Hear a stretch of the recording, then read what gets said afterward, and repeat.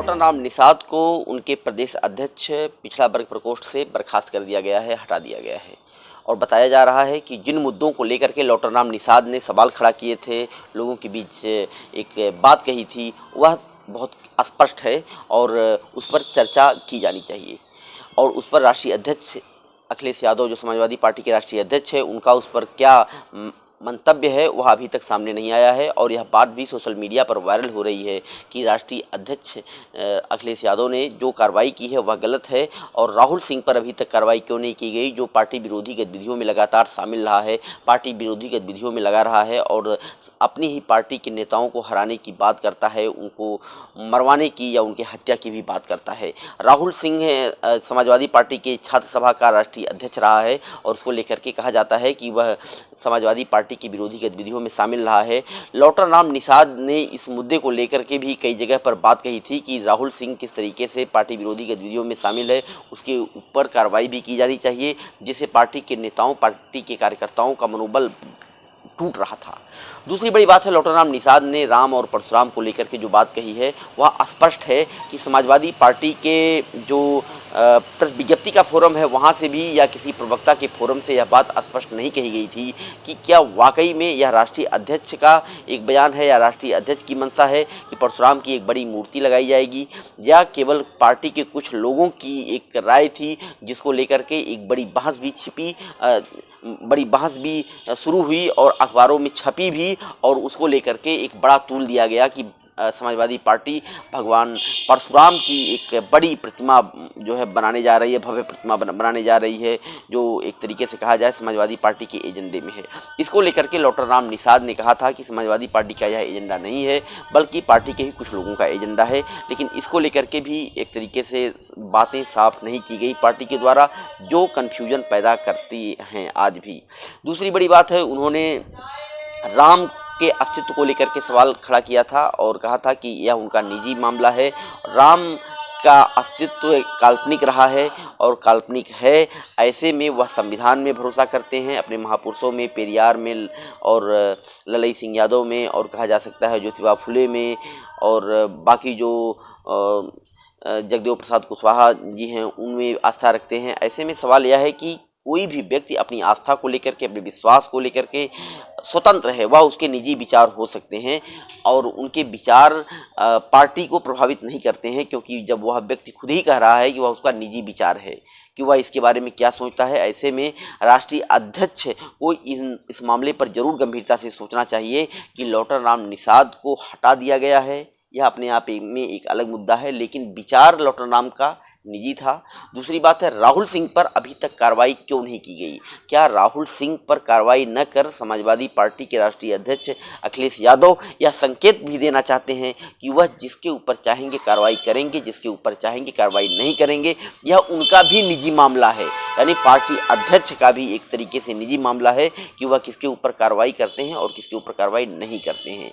लेकिन सबसे बड़ा सवाल यह है कि जो राहुल सिंह है, राहुल सिंह के बयानों को लेकर के और राहुल सिंह की गतिविधियों को लेकर के अब समाजवादी पार्टी के नेता, समाजवादी पार्टी के कार्यकर्ता हैरान और परेशान हैं और वह सवाल भी खड़े कर रहे हैं कि आखिर राष्ट्रीय अध्यक्ष अखिलेश यादव, समाजवादी पार्टी क्यों इस मामले पर बोलने से बच रही है? क्या राहुल सिंह इतना बड़ा नेता हो गया है कि समाजवादी पार्टी उसके सभी इस तरीके के बयानों को दरकिनार कर पार्टी में उसे बनाए रखना चाहती है?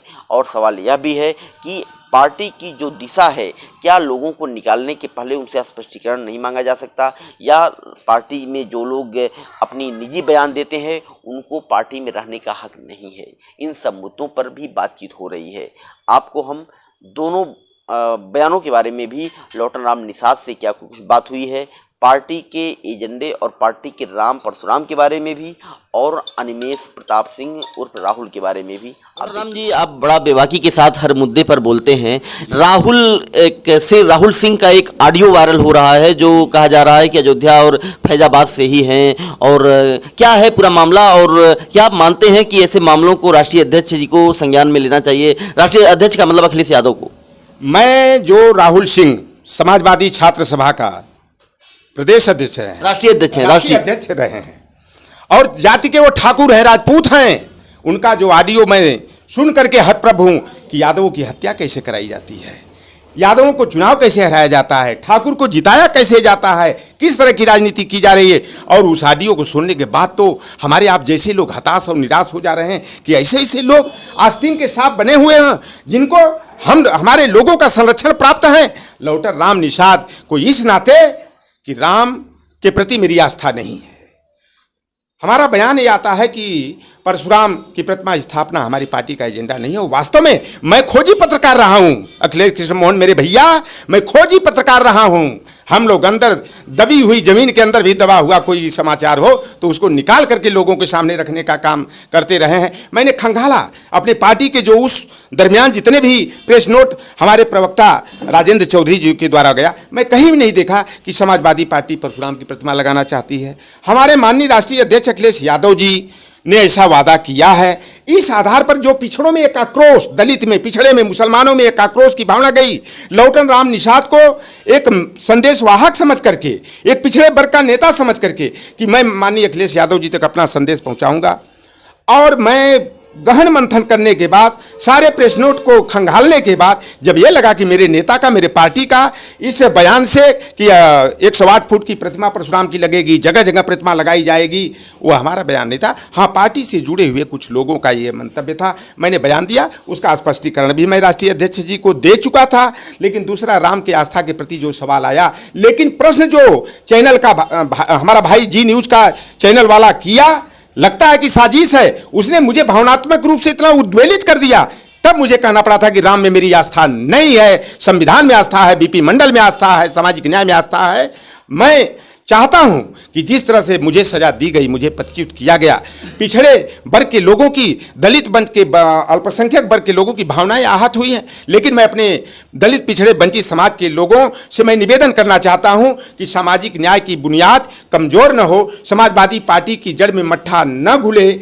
आप लोग धैर्य के साथ लौटर राम पर विश्वास करिए। हम लोग अखिलेश यादव को 2022 में मुख्यमंत्री बनाने के लिए निष्ठा, लगन, ईमानदारी से काम करेंगे। मैं पार्टी नेतृत्व से अपेक्षा करूंगा कि राहुल सिंह के साथ भी दंडात्मक कार्रवाई, जो अनुशासनात्मक कार्रवाई है, वह होनी चाहिए। ऐसे आस्तीन के सांप जो हमारी पार्टी में पल रहे हैं, जो हमारी सामाजिक न्याय की जड़ों को कमजोर कर रहे हैं, ब्राह्मणवादी व्यवस्था को कायम किए हुए हैं और आरएसएस की विचारधारा के आधार पर पिछड़े दलित वर्ग को दूर करने का काम, भ्रमित करने का काम कर रहे हैं, हमारी सामाजिक न्याय की धारा को मोड़ने का काम कर रहे हैं। ऐसे लोगों से हमारा पार्टी नेतृत्व को सतर्क रहना चाहिए, उनकी जांच पड़ताल करनी चाहिए, उनकी गतिविधियों की परख करनी चाहिए।